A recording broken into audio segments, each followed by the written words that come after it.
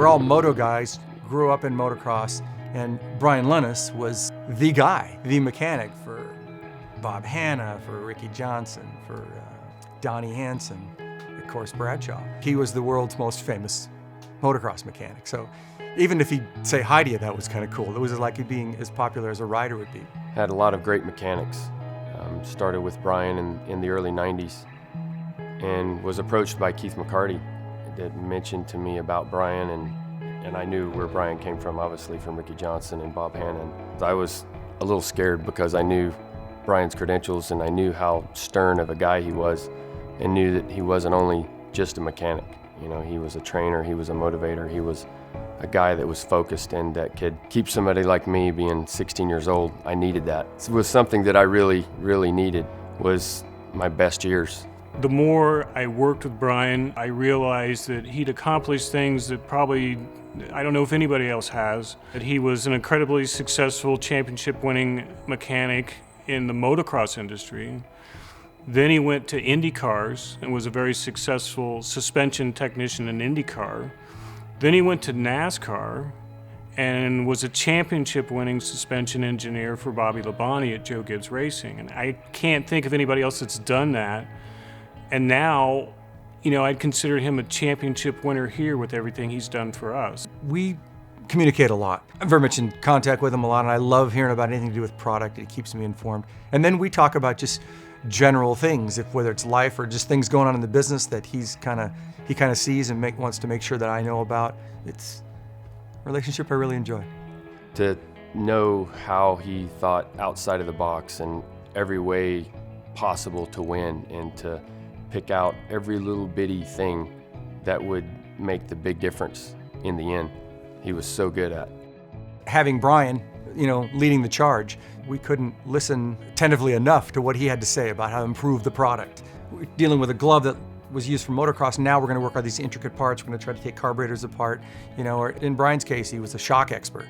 So he knew everything to do with what to do with that glove to give you dexterity and protect your fingers. And then when he came in-house for us full-time, and I got to work with him for a while, then I got to see the reason why he was so successful in racing, because he does the same thing for us every day. The first Mechanix glove started as a trials glove that I picked up in Italy, at Axo, Italy.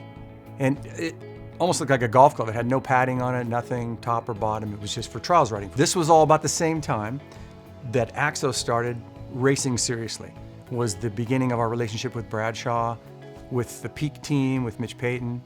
And Brian, being the mechanic of Bradshaw then, was very instrumental in getting us Bradshaw. Series 29 glove was our very first glove.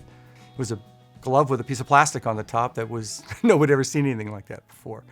Designed by Kenny Safford, who still works for us this day. We all started selling it. We kind of set the world on fire with that product. That kind of started everything. We really got a chance to now move into a big part of what Mechanix use their hands for. This is the real stage now. And the testing and the development was hardcore and as true as it gets. Again, because it had to work on Sunday during the pit stops. Brian is the chief of R&D, which is so important in our business. His job and his role at Mechanix is super significant. We sell a very expensive line of products. It needs to live up to its hype and its price tag. So when we tell you what they do, they better do that. Several years ago, we noticed that there were not very many awards that recognized mechanics or pit crews, anything beyond drivers, owners, crew chiefs. So we went to NASCAR and we created a Most Valuable Pit Crew Award that's been awarded every year for several years, voted on by crew chiefs, the peers, on who has the best performing pit crew throughout the year.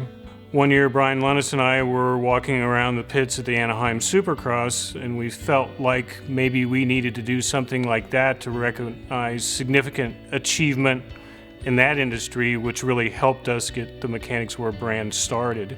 So we created a brand new trophy.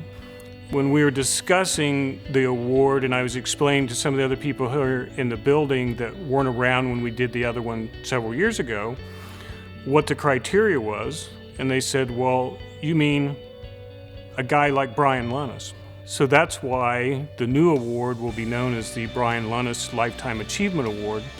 Because if you're in racing, you know who Brian is and you know what he's been able to accomplish, and he's the epitome of the award.